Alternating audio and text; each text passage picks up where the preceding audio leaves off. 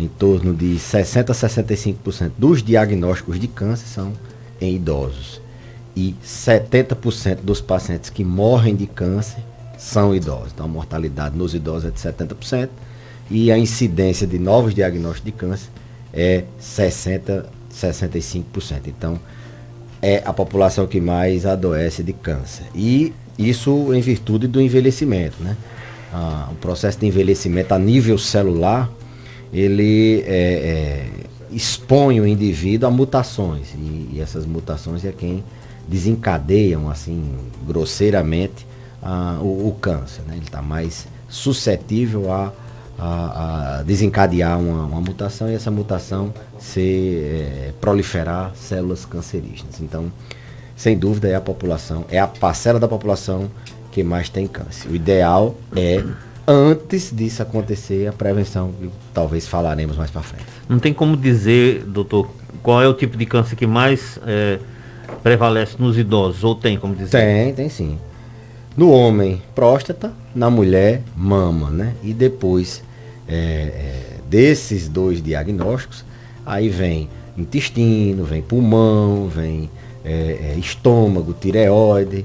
Isso varia de ano para ano, de país para país, mas câncer de mama e câncer de próstata na mulher e no homem são os campeões de cânceres em qualquer faixa etária, mas principalmente nos adultos jovens. Acho que até por isso. Principalmente nos idosos. Desculpa. Acho que até por isso que as organizações de saúde, né, focaram aí no Outubro Rosa para conscientização da questão do câncer de mama na mulher e o Novembro Azul com relação ao câncer de próstata no homem, não é isso? Isso, porque a ideia é exatamente você se antecipar ao problema. O câncer, ele, na maioria das vezes, ele quando vem dar sintomas, o paciente já está numa fase já mais difícil do que se você detectar ele precocemente. Então, diagnóstico precoce, tratamento precoce. Então, esses meses alusivos à prevenção do câncer de mama e de próstata, eles têm exatamente esse objetivo, de incentivar a população a buscar ativamente, mesmo antes de sintomas, né, rastrear, fazer screening, fazer prevenção, que prevenção é exatamente quando você está sem sintoma. Não é que não adianta, mas o paciente que tem algum sintoma, ele não vai mais fazer prevenção, ele vai tratar o sintoma, né? Então, isso reforça a nossa orientação dos pacientes não só procurarem ir ao médico, principalmente o paciente idoso. Ele tem que ter uma rotina de consultas, tem que ser acompanhado, tem que ter um acompanhamento contínuo, não só por causa do câncer, mas para ele poder se antecipar, manter uma saúde plena e aí poder se diagnosticar um câncer, ele ter saúde de tratar, passar pelo tratamento. Então esses meses alusivos, Sidney, eles são exatamente com esse objetivo de fazer com que as pessoas criem esse hábito de ativamente se prevenir contra o câncer de maneira assintomática. Sintomas, a gente falando de assintomáticos, os sintomas de câncer, logicamente que vai depender do tipo de câncer. Por exemplo, o câncer de pulmão, ele vai dar sintoma pulmonar. Mas existem alguns sintomas constitucionais que a gente abre o olho, faz a gente pensar, colocar como hipótese câncer, né? Perda de peso involuntária, paciente que está se alimentando bem e está perdendo peso.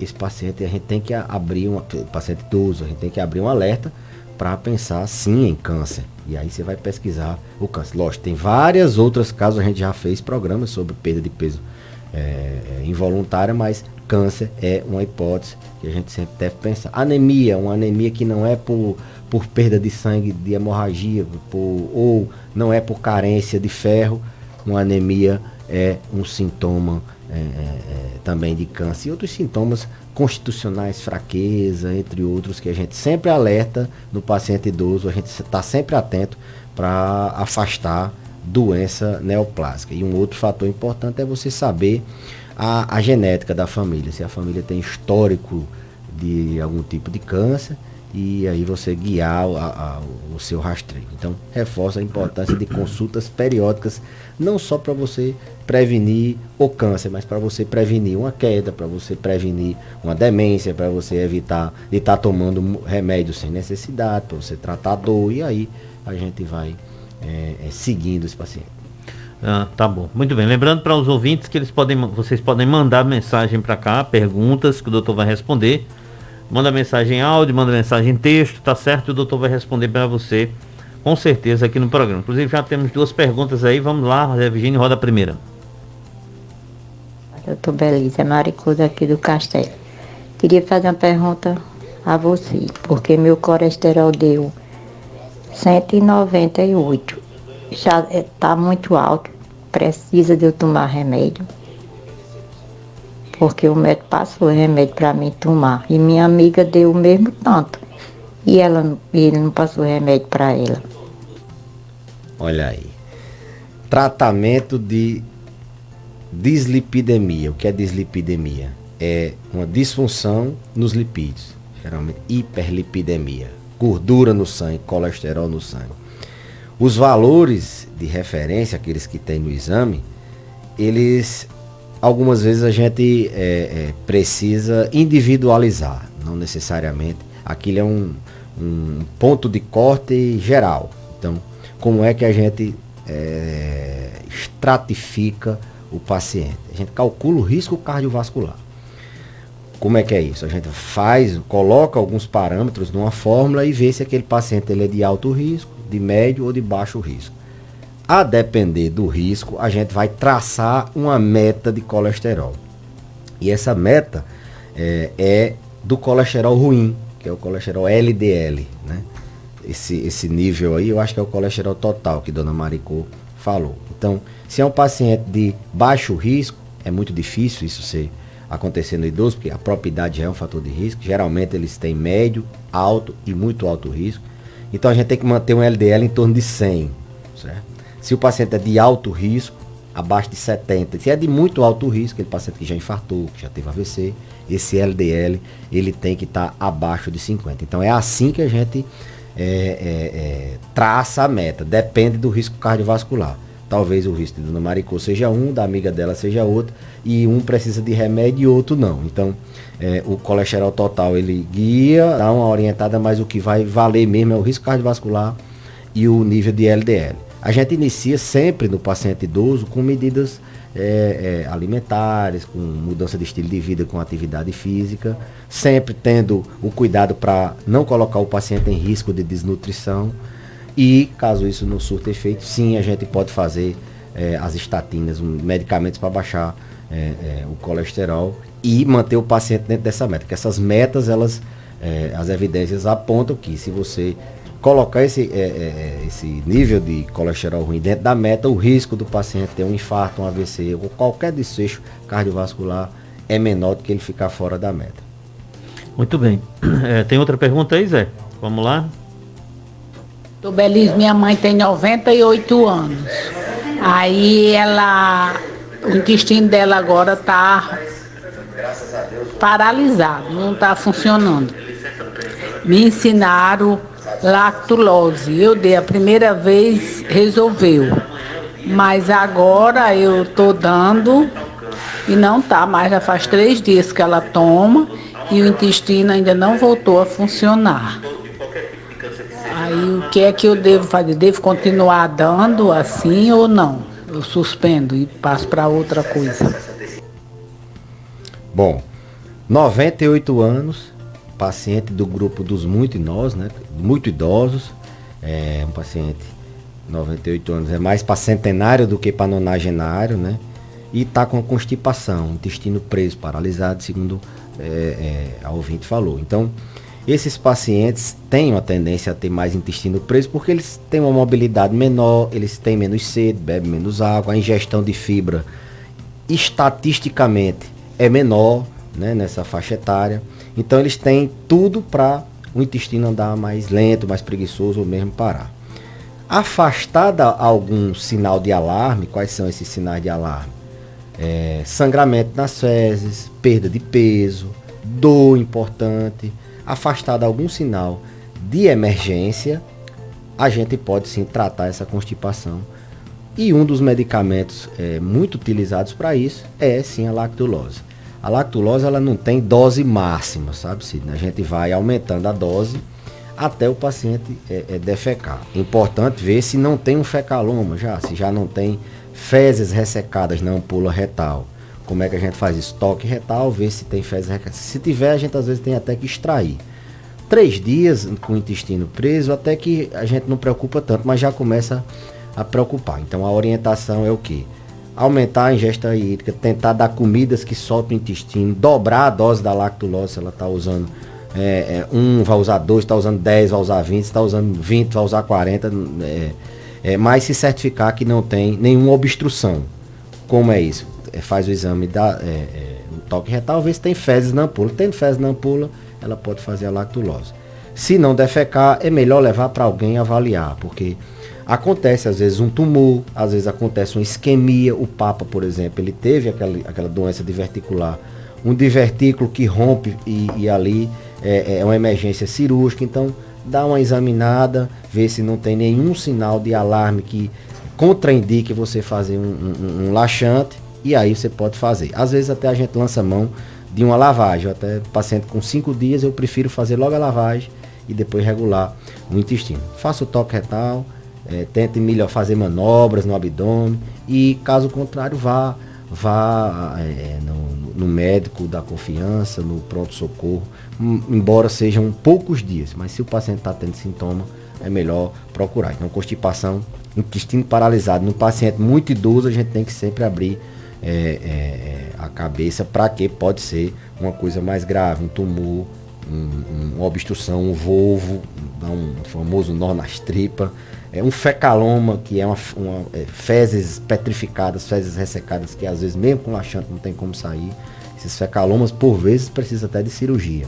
Então, quanto antes, melhor hidratar, fazer o laxante, pesquisar se não dá para extrair manualmente. Tá joia? Bom, tem uma pergunta aqui. Boa tarde, doutor Belísio, todos vocês do programa. Diverticulose ou diverticulite pode virar câncer? Boa pergunta. Não. Não. A diverticulose, ela é a mesma coisa de diverticulite, diverticulose? Divertículo é a bolsa, né? O intestino, ele faz uma bolsa assim extra. Isso é a bolsa diverticular.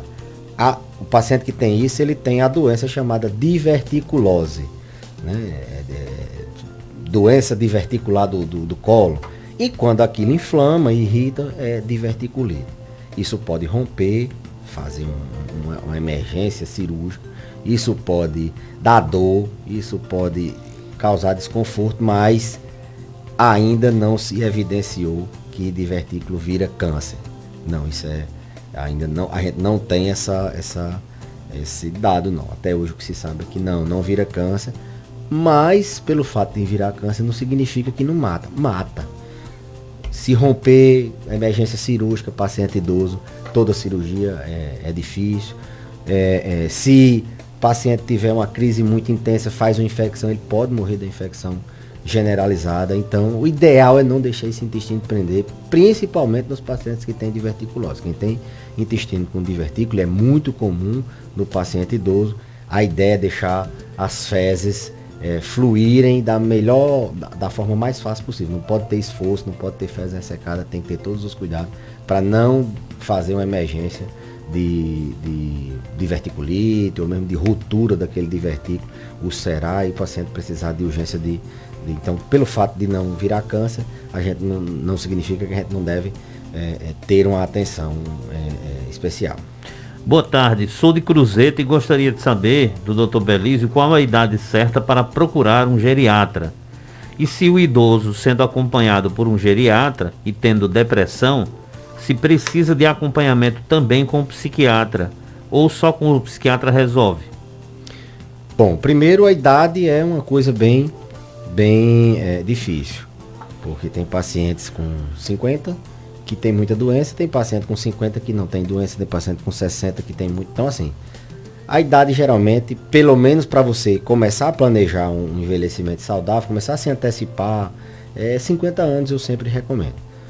Uma consulta, não necessariamente você vai ir todo mês, ou de 6, não. Às vezes até a gente pode colocar de 5 em 5 anos, dependendo. Agora, a partir de 60, geralmente, uma vez ao ano, pelo menos, é recomendado ir ao geriatra. Mesma coisa que é uma criança, ela tem que ter acompanhamento regular com o pediatra.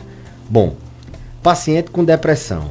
A depressão é uma doença que é comum assim, no paciente idoso, mas ela requer, muitas vezes, quando a depressão refratária, o paciente assim, já fez o tratamento, não responde, a gente encaminha para a especialidade. Mas qualquer médico, ele tem sim, qualquer médico generalista, qualquer médico clínico, medicina de família, ele tem, em depressões leves, moderadas, ele tem como se iniciar um tratamento e ele tem como acompanhar esse paciente, desde que ele se sinta confortável. Eu tenho assim, sou suspeito para falar, porque a gente, além da geriatria, a gente também faz a parte de neuropsiquiatria geriátrica. Então, a gente se sente confortável até demais. Trabalho com um psiquiatra, a gente é vizinho. E aqui e lá eu mando sim um paciente quando a gente precisa dessa interconsulta. Mas a maioria das vezes a gente consegue acompanhar esse paciente sem maiores problemas. Isso assim, não só na depressão, mas por exemplo, uma hipertensão, vai para o cardiologista, não vai? Uma diabetes, vai para o endócrino, não vai? A geriatria, ela tem essa habilidade de gerenciar várias comorbidades num paciente. A gente trata o paciente. Se ele tem depressão, a gente gerencia até a gente é treinado para isso, né? Das doenças mais comuns do idoso, a gente tratar ela assim, com a complexidade de ser um paciente que tem várias doenças. Então, esse é o diferencial. É uma pergunta extremamente difícil de responder. Porque se você for para a sociedade de psiquiatria, eles vão dizer que toda depressão o psiquiatra tem que acompanhar. Mas a nível de saúde pública, vamos imaginar, a gente tem psiquiatra suficiente para tratar depressão? Não, se o médico da atenção básica não tratar, não tem esse suporte. Então, a gente tem que, eu que sou assim, professor, sou formador de médico, a gente tem que dizer, olha, em qualquer especialidade que você esteja, você vai atender idosos. Mesma coisa, será que o psiquiatra ele vai mandar alguma doença de idoso para o geriatra? Não, ele pode muito bem, como médico, se sentir confortável, ter essa habilidade. Então a gente, qualquer área que for, vai ter, qualquer especialidade vai ter um idoso. São doenças, são patologias que têm intersecções. Hipertensão, diabetes, osteoporose, por exemplo. Endócrino trata, ginecologia trata, geriatria trata, reumato trata, ortopedia trata. Não tem um especialista para determinada doença. A abordagem, a gente costuma dizer, a gente trata o paciente, não é a doença não. O paciente que tem aquela doença e tem várias outras, vários outros, eu diria, parâmetros para a gente avaliar. Tudo bem, tem pergunta aí? Vamos lá? Dimensões, a palavra que eu queria dizer, várias outras dimensões. Certo, vamos lá. Doutor Belizo, aqui quem está falando é Idenolise, aqui do Sítio Barra da Carnaúba, Serra Negra. É sobre minha mãe, ela se acorda de noite dizendo que a boca amargando e com pouca saliva na boca, a boca seca, né? Ela faz uso de medicamento por ano e 25, só que ela toma no momento esse daí, faz muito tempo que ela toma, muitos anos. E ela quer saber o que pode ser isso. Um abraço para a amiga Idenor Lins, lá na zona rural do Serra Negra do Norte, na audiência. Um abraço. Excelente pergunta, viu? E ele já foi se antecipando que boca seca e boca amarga, uma das principais causas é medicamento. Ele já se antecipou, ela toma o remédio da tireoide. E o remédio da tireoide, se tiver numa dose normal, comumente ele não causa isso. Boca amarga, boca seca em paciente idoso, a gente tem que pensar, além de remédio, a gente tem que pensar no processo de envelhecimento. O processo de envelhecimento, ele altera as papilas gustativas, a pessoa tem uma alteração do paladar, ele diminui a produção de saliva, depois ele pode aumentar um pouquinho a produção de saliva. Tem que pensar em doenças também, tem algumas doenças que cursam com esses sintomas, doenças no estômago causam muito a disgeusia, que é a boca amarga, doença do refluxo, gastrite, entre outros. síndrome pós-viral, paciente que tem às vezes dengue, tem chikungunya, tem covid, como assim, sequela, boca amarga é um sintoma comum, então tem que pensar em doença também. A boca seca, o envelhecimento, a boca seca também pode ser por medicamento, pode ser por desidratação, o paciente está ingerindo pouco líquido, ele pode ter essa boca seca, o que a gente orienta isso aqui é muito, assim, a gente tem que dar muita atenção no paciente idoso com esses sintomas, porque ele começa a ter risco de desnutrir-se. A gente tem muito cuidado com a desnutrição, a pessoa com gosto amargo na boca e a boca toda hora seca, ninguém tem apetite, isso atrapalha muito o apetite. Tem que ser esclarecido a causa disso, já que aparentemente não é medicamento, não falou sobre essa questão da hidratação, não falou nenhum sintoma de doença, tem que ser investigado. Desde doenças simples, né, até doenças mais graves. Boca amarga e boca seca tem várias causas e dá muito problema por causa do risco de desnutrir do paciente. Muito bem, tem mais pergunta aí? Tem não? Vai chegando uma aí. Agora tem um ouvinte perguntando aqui se o Dr. Belisa atende todas as idades. Atendo, mas minha expertise geriatria. É idoso, não atendo criança, adulto jovem. Quando é um filho de um paciente, é porque a gente também é clínico, né? A gente até atende, mas a minha especialidade é paciente acima de 50 anos, planejando envelhecimento, paciente na terceira idade, cuidando da multimorbidade, gerenciando o risco de queda, demência, depressão, e pacientes muito idosos, frágeis, a gente preservar. Então a nossa expertise é essa. Não recomendo outra faixa etária nos procurar, porque a gente realmente não tem essa habilidade. Tem outro áudio aí? Vamos lá? Boa tarde, eu queria só uma dúvida. Boca amarga e boca seca, não também pode ser um sintoma de diabetes? Olha aí, a gente esquece, mas o ouvinte lembra.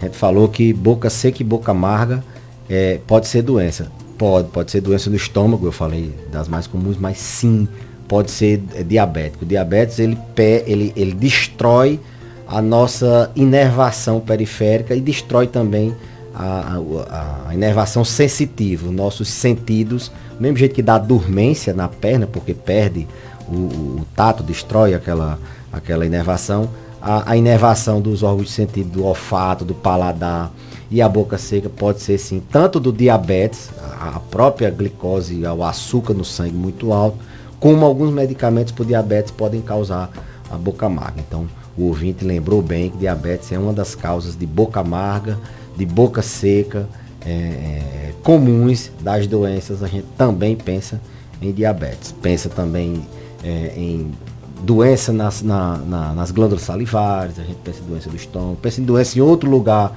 como por exemplo diabetes, e repercute na boca. São várias as causas.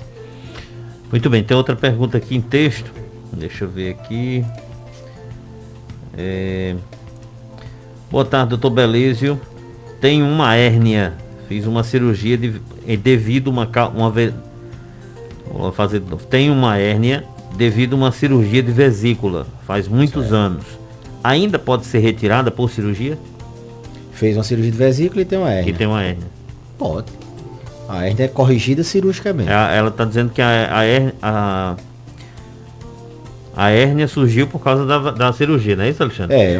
Uma complicação isso. De qualquer cirurgia é hérnia, né? Hérnia incisional, hérnia naquela cirurgia. E isso é corrigido cirurgicamente na maioria das vezes. Tem que ver, examinar, ver se está encarcerada, se ainda é redutivo, se dói, se não dói, se já está no tempo de operar. Isso a cirurgia geral, cirurgia do aparelho digestivo faz muito bem. Mas sim, a cirurgia da hérnia e a hérnia é corrigida com procedimento cirúrgico, sim.